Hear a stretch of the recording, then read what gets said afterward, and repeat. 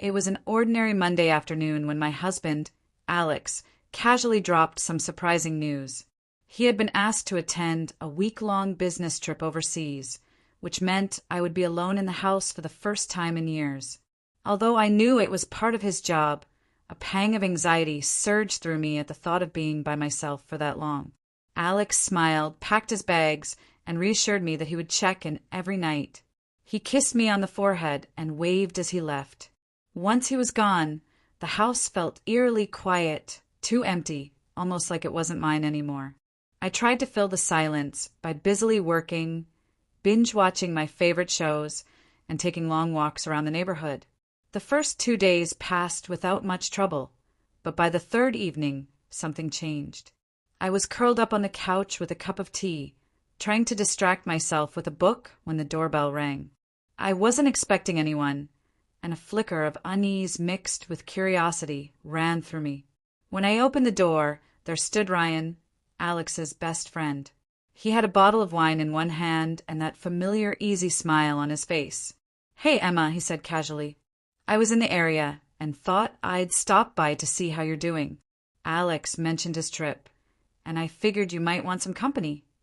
I laughed nervously and stepped aside to let him in. "You didn't have to do that, but it's nice to see you." Ryan and Alex had been inseparable since college. Their friendship built on years of shared experiences and loyalty. I had known Ryan for almost as long as I had known Alex, but we had never spent much time alone together. It was always the three of us or in a larger group. Ryan had always been a part of our lives, a constant presence, but one I had never thought much about beyond his role as Alex's best friend. We settled in the living room, pouring the wine as we caught up on life. We talked about work, our mutual friends, and how Alex was adjusting to his trip. Conversation flowed effortlessly, and before I knew it, I was laughing more than I had in days. Ryan had a way of making everything feel lighter, and that night I realized I had never truly noticed how charming and genuinely kind he could be. As the evening wore on, a subtle shift occurred between us. There was an ease in the way Ryan listened to me, his attention entirely focused on what I was saying. It felt good, refreshing even. I hadn't felt this kind of connection in a long time. At one point, I noticed his gaze linger on me a little longer than usual. It wasn't inappropriate, but it felt different, charged with something unspoken. There was a tension in the air, and though neither of us acknowledged it, I could feel it settling between us. I brushed off the feeling, telling myself it was just the wine, the loneliness of being away from Alex, or maybe even my imagination. After all, Ryan was Alex's best friend, and I was Alex's wife. There was no reason to read into anything. I excused myself, saying it was getting late, and Ryan smiled, thanking me for the company. As soon as the door closed behind him, a strange feeling settled in the pit of my stomach. Something had shifted, but I couldn't quite put my finger on what it was. The next morning, I woke up feeling unsettled. The evening with Ryan played on my mind more than it should have. I told myself it was nothing, just the result of having company after a few lonely days. But as the hours ticked by, I couldn't shake the feeling that something had changed. There was a strange undercurrent in our conversation that I hadn't noticed at the time, but couldn't ignore now. I tried to distract myself with work, but my thoughts kept drifting back to Ryan and the way I felt in his presence. By late afternoon, the unease became too much to bear. I picked up the phone and called my best friend, Sophie, the one person who would listen without judgment. "So Ryan came by last night," I said, trying to keep my tone casual. "Ryan, Alex's friend? What for?" Sophie asked, her voice immediately curious. "Just to check in, I guess." We had some wine and talked. It was nice. I hesitated, not sure how to put my feelings into words. "But what?" she pressed. I sighed. There was this moment I can't really explain.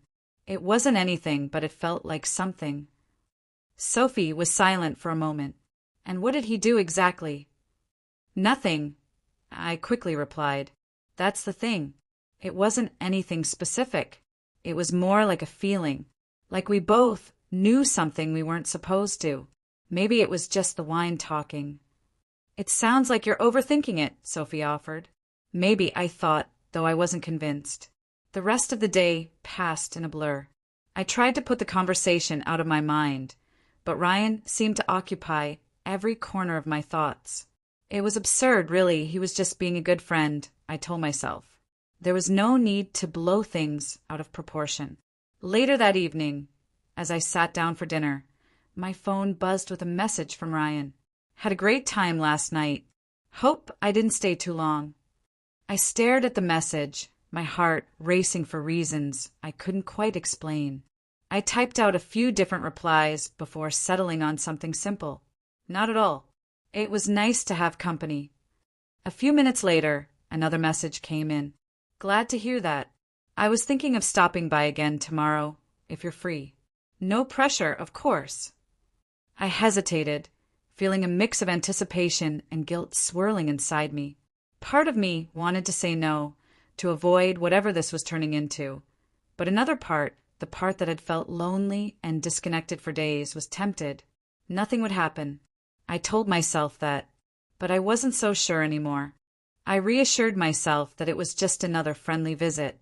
Sure, tomorrow works, I replied, trying not to overthink it. The next day, though, felt like a blur of nervous energy. I found myself thinking about Ryan's visit, filled with a mixture of excitement and dread. Was I setting myself up for something I couldn't control? Or was it all just in my head? When Ryan arrived that evening, he brought takeout, and we sat down at the kitchen table, sharing a meal just like we had countless times before. But this time, the tension between us was undeniable. Every laugh, every glance felt charged, as if we were both aware of the unspoken connection between us, yet neither of us dared to acknowledge it. As the evening wore on, I found myself drawn to Ryan in a way that made me feel both excited and terrified. There was a familiarity between us that felt comforting, but also dangerous. I caught myself wondering what it would be like if things were different, if we weren't tied to other people. Without thinking, I blurted out, Ryan, do you ever wonder what would happen if we weren't tied to anyone else? He looked at me, surprised but not shocked. After a long pause, he answered, his voice quiet but firm, I've thought about it more than I should. My heart pounded in my chest. I hadn't expected that response, and the reality of the situation hit me like a ton of bricks. I'm sorry, I stammered, feeling a wave of guilt wash over me. I shouldn't have said that. Ryan shook his head. No, don't apologize. I felt it too, but I don't want to mess anything up. You and Alex, that's sacred. His words hung in the air, heavy with the weight of what we were both feeling. I nodded, the gravity of the moment settling over me. Yeah, I whispered. I love Alex. I know, Ryan said softly, and I respect that. But it's hard being around you sometimes. For a long moment, we sat in silence, both processing the reality of what had just happened. We had acknowledged something that neither of us wanted to admit, and now there was no going back. The line between friendship and something more had blurred, and we were dangerously close to crossing it. Ryan stood up abruptly, running a hand through his hair. I should go before we do something we can't take back. I nodded, unable to speak, and watched as he walked out the door. The house felt emptier than before, and I was left with a swirling mess of emotions. The day after Ryan's second visit, I woke up feeling a strange mixture of relief and dread. On one hand, I was glad we had come to our senses before things spiraled out of control. But on the other, I couldn't stop thinking about the intensity of our conversation, the closeness we had almost crossed. Alex called later that morning, his voice warm and familiar, but I couldn't shake the guilt gnawing at me. He talked about his trip, how much he missed me, and I tried to respond as normally as possible. But I felt like I was living in two worlds, one where I was Alex's loving wife, and another where Ryan had stirred something in me I wasn't ready to confront. Later that evening, I decided to call Ryan. I needed to make sure everything was still normal between us, that we hadn't crossed any irreversible lines. Hey, I said when he answered, my voice uncertain. I just wanted to make sure we're okay after last night. There was a pause. Yeah, we're fine, he said, but his tone lacked the lightness it usually had. Are you sure? I don't want things to be weird between us, I pressed. Ryan sighed. Look, it's not weird, but I think we need to be careful. Whatever this is, it's dangerous. I knew he was right. I agree, I said. I don't want to ruin anything. Neither do I, Ryan said. But it's hard to ignore. After we hung up, I felt a strange sense of finality. It was the right decision, but it didn't feel like a victory. Something had shifted between us, and there was no going back. The next few days passed in a haze of emotions I couldn't quite process. I threw myself into work, trying to forget the tension between Ryan and me, but it lingered in the back of my mind. Alex was due back in a couple of days, and I was determined to put everything behind me before he returned. But the day before Alex came home, I got a text from Ryan. Can we talk? My heart sank. I knew I shouldn't respond, but part of me couldn't resist. There were things left unsaid, unresolved. Sure, I typed back, my stomach turning with anxiety. That evening, Ryan came over again. We sat on the couch, both of us avoiding eye contact, the weight of our last conversation hanging between us. I'm sorry, Ryan said, finally breaking the silence. I should have texted you. I've just been struggling with everything, and I didn't know what else to do. I shook my head. It's not your fault. We both let this get out of hand. Ryan nodded. I know, but I can't stop thinking about you. And that's the problem. I don't want to feel this way, but I do. I swallowed hard, feeling my own emotions rise to the surface. We can't do this, Ryan. It's not fair to Alex or to us. You're right, he said quietly, but it doesn't make it any easier. For a moment, neither of us spoke. The pull between us was undeniable. I knew that if we crossed the line, there would be no going back. The temptation was there, but I couldn't give in. I can't, I whispered. I love Alex, and I can't hurt him.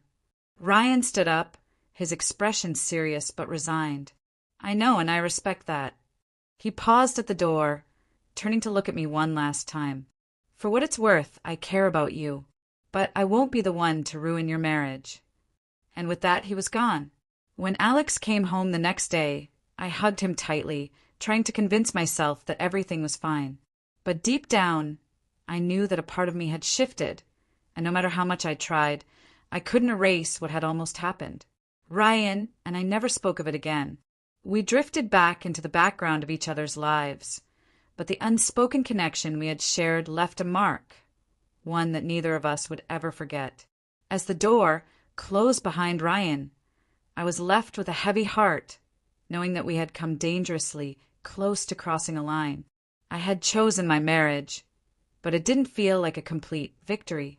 The emotions stirred within me left a mark, one that would take time to fade.